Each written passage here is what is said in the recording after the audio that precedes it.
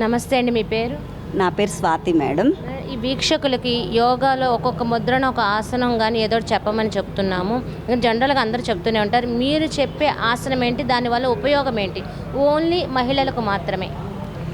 Madam, ఇప్పుడు పిల్లలకి ప్రెగ్నెన్సీలో చాలా ప్రాబ్లమ్స్ వస్తున్నాయి. ఆడపిల్లలకి వాళ్ళకి ఉపయోగకరంగా నేను కాళీ ఆసన్, గాడెస్ పోజ్, మలాసన్. మలాసన్ ఏంటంటే డెలివరీకి చాలా ఈజీగా ఉంటుంది. ఈ 2 ఆసనాస్ చెప్తాను మేడం. దీనివల్ల ఉపయోగం ఏంటి?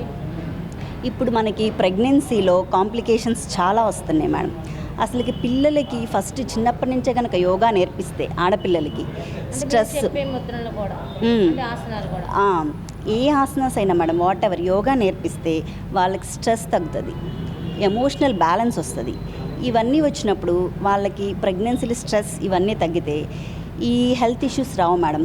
ఏంటంటే కొంతమంది ప్రీమెచ్యూర్ బేబీస్ డెలివరీస్ సరిగా ఉండక బేబీ చనిపోవడం 6 monthsలో, అలాంటి ప్రాబ్లమ్స్ ఏమీ రావు మేడం. అలాగే డెలివరీ టైంలో కూడా ఎక్కువ సిజేరియన్స్ జరుగుతున్నాయి. అవేమీ జరగకుండా నార్మల్ డెలివరీ అవ్వడానికి ఇప్పుడు ప్రినాటల్ యోగా అని వచ్చింది మేడం. చాలా చాలా బెస్ట్ ఈ జనరేషన్ పిల్లలకి. డాక్టర్స్ కూడా బాగా సజెషన్ చేస్తున్నారు. ఆ ప్రినాటల్ యోగా కనుక నేర్చుకుంటే చాలా వరకు నార్మల్ డెలివరీస్ అవుతున్నాయి మేడం. చక్క step wise pranayamas, mudras, simple asanas, అలాగే వాళ్ళు తీసుకునే ఫుడ్ కేర్, లైఫ్లో చక్క మంత్రాస్, చాంటింగ్స్, వాట్ ఎవర్ మొత్తం ఉన్నాయి మేడం. ఆ ప్రినాటల్ యోగా కనుక నేర్చుకుంటే నెక్స్ట్ ఆఫ్టర్ పోస్ట్ నాటల్ కూడా ఉంది. ఇవి చేస్తే చాలా ఈజీ డెలివరీ అయ్యింది.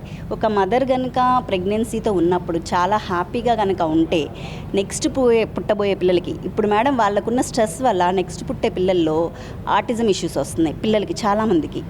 అదే వీళ్ళు కనుక ప్రెగ్నెన్సీలో ఉన్నప్పుడు చాలా కామ్గా ప్రశాంతంగా ఉండగలిగి చక్కగా ఆసనాస్ తీసుకుంటూ సింపుల్ డైట్స్, చక్కగా ఫుడ్ తీసుకుంటే నెక్స్ట్ పుట్టబోయే పిల్లలకి మంచి జనరేషన్స్ మనం ఇవ్వగలుగుతాం మేడం. చాలా హెల్దీ బేబీస్ వస్తాయి.